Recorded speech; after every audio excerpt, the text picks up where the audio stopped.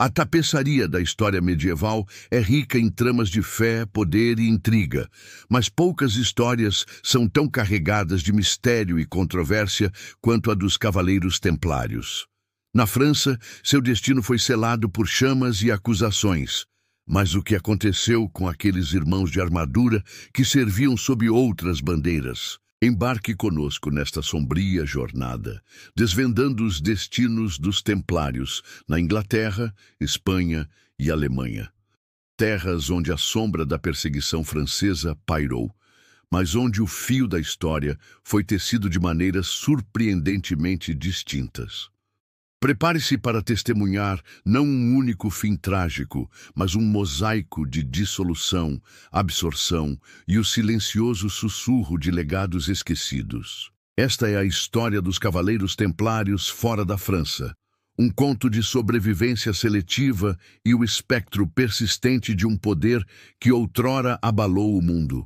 Na Inglaterra, o eco da queda dos Templários franceses ressoou com força, mas a resposta da coroa inglesa, liderada por Eduardo II, tomou um rumo mais cauteloso e, para alguns templários, talvez um pouco mais brando. Inicialmente relutante em acreditar nas acusações de heresia e sodomia, Eduardo II acabou cedendo à pressão do Papa Clemente V e do rei francês Filipe IV.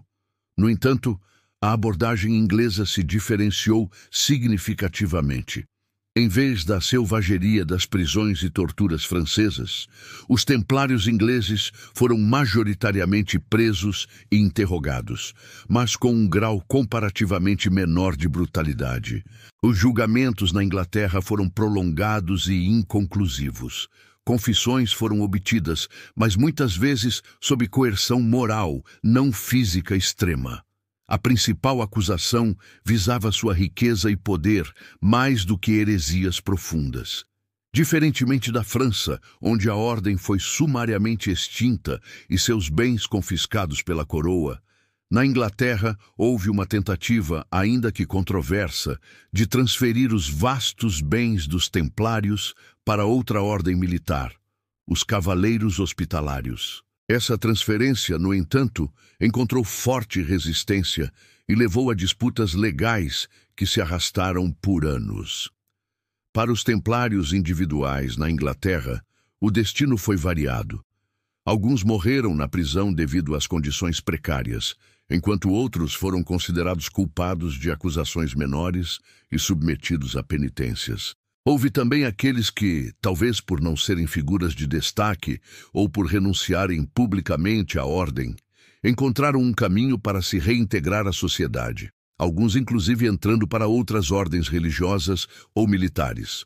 O silêncio que envolve o destino final de muitos templários ingleses sugere uma dissolução gradual, com alguns talvez desaparecendo na obscuridade da história.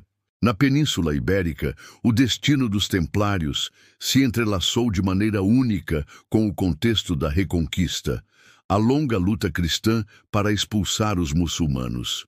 Nos reinos de Espanha e Portugal, os templários haviam desempenhado um papel crucial nas batalhas de fronteira, acumulando não apenas riqueza, mas também prestígio e a gratidão das monarquias.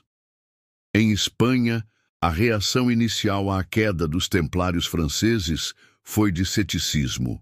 Os reis de Aragão e Castela reconheciam os valiosos serviços prestados pela ordem e resistiram às ordens papais de supressão. Jaime II de Aragão, em particular, defendeu os templários e inicialmente se recusou a confiscar seus bens. No entanto, a pressão do papado e os interesses da nobreza eventualmente levaram à dissolução da ordem também nos reinos ibéricos. A singularidade da Espanha reside no destino de seus bens e de alguns de seus membros. Em Aragão, os bens dos templários foram, após alguma resistência, transferidos para uma nova ordem, a Ordem de Montesa, criada especificamente para herdar o legado templário e continuar a luta contra os mouros. Muitos dos templários aragoneses foram capazes de ingressar nesta nova ordem, permitindo uma continuidade, ainda que sob um novo nome e estrutura. Em Castela, o processo foi semelhante, com alguns bens sendo transferidos para outras ordens militares já existentes. Os templários ibéricos, portanto, não enfrentaram a mesma onda de perseguição brutal que seus irmãos franceses. Sua contribuição para a Reconquista lhes conferiu uma posição de maior respeito e utilidade, o que, em última análise, influenciou seu destino. Embora a ordem tenha sido formalmente suprimida, muitos de seus membros e seu patrimônio encontraram uma forma de continuar servindo aos reinos cristãos da Península Ibérica. Nos territórios fragmentados do Sacro Império Romano Germânico, a história dos Templários tomou um rumo ainda mais diversificado.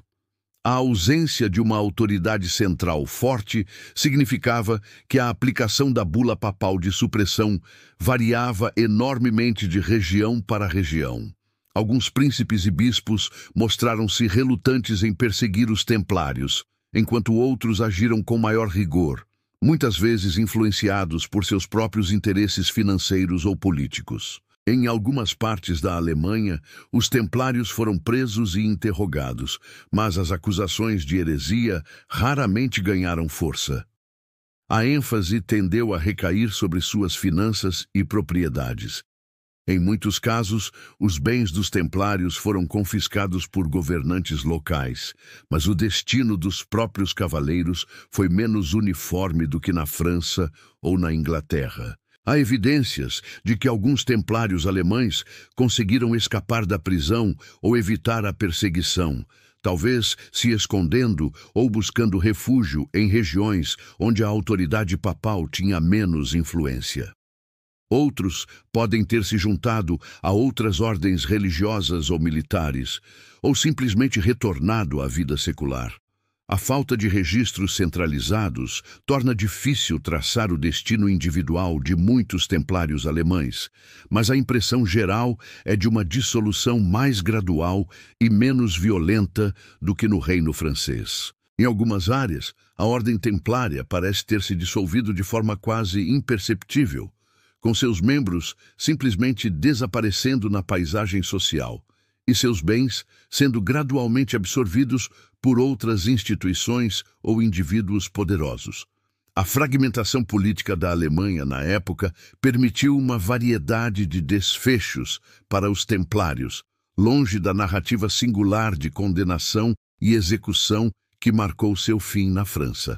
A história dos cavaleiros templários fora da França é, portanto, uma tapeçaria complexa de adaptação, resistência e dissolução diferenciada. Na Inglaterra, enfrentaram interrogatórios e prisão, com seus bens destinados a outra ordem militar. Na Espanha e Portugal, seu valor na Reconquista lhes permitiu uma transição mais suave, com a criação de novas ordens para herdar seu legado e muitos de seus membros encontrando nelas um novo lar. Na Alemanha, a fragmentação política resultou em uma variedade de destinos, com alguns templários enfrentando perseguição, enquanto outros aparentemente desapareceram na história. Embora a Ordem dos Templários como uma entidade unificada tenha sido suprimida, o legado de seus cavaleiros perdurou de maneiras diversas em toda a Europa. Suas histórias nos lembram que mesmo os mais poderosos podem cair, mas a maneira como essa queda é enfrentada e como o futuro é moldado varia enormemente dependendo do contexto político, social e cultural.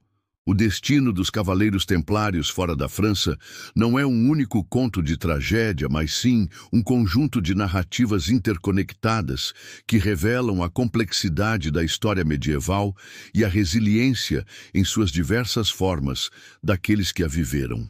Se você foi cativado por esta exploração do destino dos templários e deseja mergulhar ainda mais fundo nos mistérios da história medieval, considere apoiar nosso trabalho. Sua contribuição nos permite trazer à luz mais histórias fascinantes como esta. Deixe seu like, compartilhe este vídeo com outros entusiastas da história e inscreva-se no nosso canal para não perder as próximas jornadas ao passado. Que a busca pelo conhecimento continue a nos guiar.